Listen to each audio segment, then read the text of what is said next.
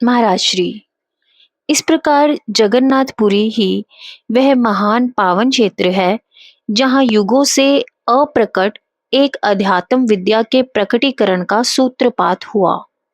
यह विद्या अति प्राचीन होते हुए भी शास्त्रों के पन्नों में ही सिमट कर रह गई थी। यद्यपि इसका नितांत लोप कभी भी नहीं हुआ। कहीं कहीं एक आध साधक इसकी निरंतरता बनाए रखे रहे, किंतु काली किशोर में इस विद्या के पुनरुदय का बीजारोपण करके स्वामी जी महाराज ने सर्वसाधारण के लिए इसके द्वार खोल दिए। काली किशोर ने भी अधिकारी शिष्यों को इस अमृत रस का उन्मुक्त पान कराया, अपितु उन्होंने विरक्त महापुरुषों के द्वारा इसके प्रचार प्रसार की व्यवस्था भी की। मैंने कहा, भारत से निकले सभी संप्रदायों में किसी न किसी रूप में तथा किसी न किसी नाम से शक्ति की जागृति, कृपाशीलता एवं क्रियाशीलता का उल्लेख मिलता ही है, किंतु ऐसा प्रतीत होता है कि संसार के दूसरे भागों में भी यह विद्या प्रभावी रही है। बाइबल में पढ़ने को मिलता है कि क्राइस्ट जॉन द बैप्टिस्ट के पास जाता था तथा दीक्षा यानी बैप्टिज्म के लिए प्रार्थना करता है। जॉन कहता है, तुमसे मुझे दीक्षा लेनी चाहिए, किंतु तुम मुझे दीक्षा के लिए कह रहे हो। तब क्राइस्ट कहता है कि अभी तो ऐसा ही होने दो, हमें हर अच्छी परंपरा को स्थापित करना है। तब जॉन से स्वीकृति दे दी। दीक्षा के समय का उल्लेख बाइबल में इन शब्दों में किया गया है। As soon as Jesus was baptized, he went up out of the water. At that moment, heaven was opened, and he saw the Spirit of God descending like a dove and lighting on him. And a voice from the heaven said, "This is my Son, whom I love. With him I am well pleased." दीक्षा के पश्चात जब Christ पानी से बाहर निकला तो उस पर स्वर्ग के द्वार खोल दिए गए तथा उसने स्पिरिट ऑफ गॉड अर्थात ईश्वरीय चैतन्यता को एक पक्षी की भांति उड़कर उसे देखा एवं उसको प्रकाशित हो गया। तब स्वर्ग से एक आवाज आई कि यह मेरा पुत्र है, जिसे मैं अत्यंत प्यार करता हूँ तथा इस पर बहुत प्रसन्न हूँ। फिर बाइबल के अंतिम अध्याय रेवलेशन में अनुभवों का वर्णन किया गया है। बाइबल में क्रियाओं का भी उल्लेख है। इस प्रकार यदि देखा जाए तो ईसायत में भी शक्तिपात की परंपरा रही है। महाराज श्री, तुम्हारा सोचना ठीक है, यह शक्तिपात का स्पष्ट संकेत है।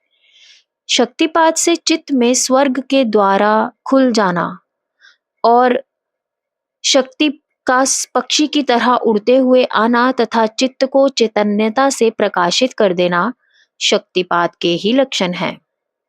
बाइबल में यह बात भी ध्यान देने योग्य है कि शक्तिपात के पश्चात ही क्राइस्ट को मेरा पुत्र कहा गया। ईश्वर को परमपिता कहा ही जाता है, जीव मात्र उसकी संतान है, किंतु सामान्य जन इस बात को अनुभव नहीं करते। ऐसी अनुभूति उन्हीं लोगों को हो पाती है जिनमें शक्ति जागृत हो जाती है। मैंने कहा, कुरान शरीफ में भी अल्लाह को रहीम कहा गया है। सबसे बड़ा रहम अल्लाह यही करता है कि अपने बंदों को बंधन मुक्त कर देता है। शक्ति के क्रियाशील होने को हाल कहा गया है। अंतर्नाद प्रकट होने को इल्हाम कहा गया है। मोहम्मद साहिब पर भी वही नाजिल हुई थी। आध्यात्मिकता के मूल सिद्धांत सभी धर्मों में एक है। महाराज श्री, सो तो है ही। वास्तव में अध्यात्म का कोई सांप्रदाय, जाति, लिंग, भाषा, देश अथवा काल नहीं है। वह सभी अवस्थाओं, परिस्थितियों, योग्यताओं एवं क्षमताओं में एक समान अनुकरणीय है। अध्यात्म प्रेमी किसी से द्वेष नहीं करता दूसरा चाहे उसका कितना भी विरोध करे। वह सारे संसार का कल्याण चाहता है, सबसे एक समान प्रेम करता है, सबकी सेवा सहायता के लिए सदैव तत्पर रहता है। जिसमें यह लक्षण नहीं है, वह अभी अध्यात्म से दूर है। इसीलिए शक्तिपात विद्या का किसी धर्म, सिद्धांत या मार्गों से कोई लेना देना या कोई विरोध भी नहीं है। शक्तिपात के ज्ञाता गुरु के विभिन्न धर्मों के अनुयायी शिष्य हो सकते हैं। मैंने कहा, किंतु शक्तिपात में दीक्षित होकर तथा शक्ति की अंतर में क्रियाशीलता अनुभव करने के उपरांत भी कई लोगों का हृदय संकुचित ही बना रहता है, ऐसा क्यों है? महाराज श्री, संस्कारों के कारण। संस्कार ही चित्त में वासना के जनक हैं। संस्कार अनुसार ही चित्त वृत्ति उदय होती है। चित्त स्थिति के अनुरूप ही मानसिक अवस्था का विकास होता है। शक्ति के जागृत होने पर क्रियाओं के माध्यम से संस्कार क्षय का कार्य आरंभ होता है। संस्कार क्षय होने में काफी लंबा समय लग जाता है, क्योंकि संस्कार असंख्य हैं तथा उनकी जड़ें काफी गहरी हैं। बहुत नीचे से उखाड़कर शक्ति को उन्हें ऊपर चित्त में उदार बनाकर क्रिया में परिणत करना होता है। फिर अधिकांश साधक संस्कार संचय का क्रम भी बंद नहीं कर पाते, जिस कारण क्षय की अपेक्षा संचय अधिक होता रहता है। तब तक मन संकुचित, विकारग्रस्त, जगदाभिमुख तथा शंकालु बना रहता है। कई साधकों की यह मन स्थिति जन्म जन्मांतर तक चलती रहती है, क्योंकि वह साधन के मर्म को नहीं समझ पाते। दोष शक्ति का नहीं, साधक का अपना होता है। उसकी उन्नति अवरुद्ध बनी रहती है। वापसी पर उपदेश। काली किशोर को गुरु भी मिल गए, प्रत्यक्ष एवं अनुभव गम्य सहज साधन की प्राप्ति भी हो गई, अलौकिक अनुभव भी होने लग गए, किंतु त्यागी साधु बनने की मनोकामना अभी पूर्ण नहीं हो पाई थी। गुरु चरणों के सानिध्य में रहने से उनका समय अच्छा कट रहा था, किंतु मन की लालसा उसे अंदर ही अंदर खाए जा रही थी। उसे अपने मन में यही विचार बार बार उभरता दिखाई देता था कि क्यों ना संन्यास ले लिया जाए। संन्यास एक प्रकार से सामाजिक मृत्यु ही तो है। भजन करना तथा भिक्षा मांगना, जगत का मान अपमान सहन करना, बिना सुविधाओं के जीवन बिता देना तथा गुमनामी की अवस्था में शरीर त्याग देना ही तो, यही तो संन्यास है। यही त्यागी साधु का जीवन है। एक दिन सुंदर अनुकूल अवसर देखकर उसने गुरुदेव के समक्ष अपने मन की बात कह दी। काली किशोर, महाराज जी, आपके चरणों के प्रताप से मुझे साधन तो प्राप्त हो गया, अनुभव भी अच्छे हो रहे हैं। अब त्यागी साधु बनने की एक शुभ मनोकामना तथा और है। यदि आपके आशीर्वाद से वह भी पूरी हो जाए तो फिर कोई और कामना शेष नहीं है। इसके लिए आपसे प्रार्थना है कि मुझ पर संन्यास दीक्षा का अनुग्रह करे। स्वामी जी महाराज कुछ देर चुप रहे, कुछ सोचा, फिर पूछा, तुम्हारे घर में और कौन कौन है? काली किशोर इस प्रश्न के लिए तैयार नहीं था, सुनकर हड़बड़ा गया। थोड़ी देर के लिए उसके मुंह से शब्द नहीं निकला। फिर उसने कह दिया कि उसके घर में उसके सिवाय कुछ नहीं, कोई नहीं। स्वामी जी महाराज की दृष्टि से काली किशोर की हड़बड़ाहट छुपी न रह सकी। उन्होंने विचार किया, दाल में कुछ काला अवश्य है, अन्यथा काली किशोर को मेरे इस सामान्य से प्रश्न पर घबराने की कोई आवश्यकता नहीं थी। उन्होंने काली किशोर को कह दिया, अच्छा, विचार करेंगे। काली किशोर ने जब कुटिया से अपनी धर्मशाला की ओर प्रस्थान किया तो वह पसीने से तरबतर था। वह रास्ते में सोचता जा रहा था, आज मैंने गुरुजी से झूठ बोल दिया, किंतु इसके अतिरिक्त अन्य कोई उपाय भी तो नहीं था। विवशता थी, यदि मैं कह देता मेरे घर में सब है तो संभवतया स्वामी जी महाराज उसी समय संन्यास के लिए ना कर देते तथा त्यागी साधु बनने की मेरी आकांक्षा अधूरी रह जाती। जो हुआ अच्छा ही हुआ। स्वामी गंगाधर तीर्थ जी महाराज सिद्ध महापुरुष थे। वे भले ही उपयोग ना करते हों, किंतु कई प्रकार की अकल्पिता सिद्धियां उन्हें प्राप्त थीं। उनसे किसी बात को छुपा पाना आसान काम नहीं था। वे ध्यान में बैठ गए।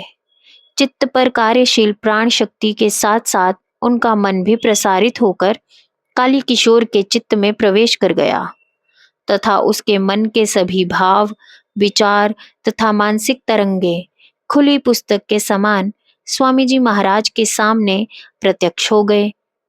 उन्हें पता चल गया कि काली किशोर ने उनसे झूठ बोला है। उसके घर में माता पिता, भाई बहन ही नहीं, उसकी पत्नी भी है।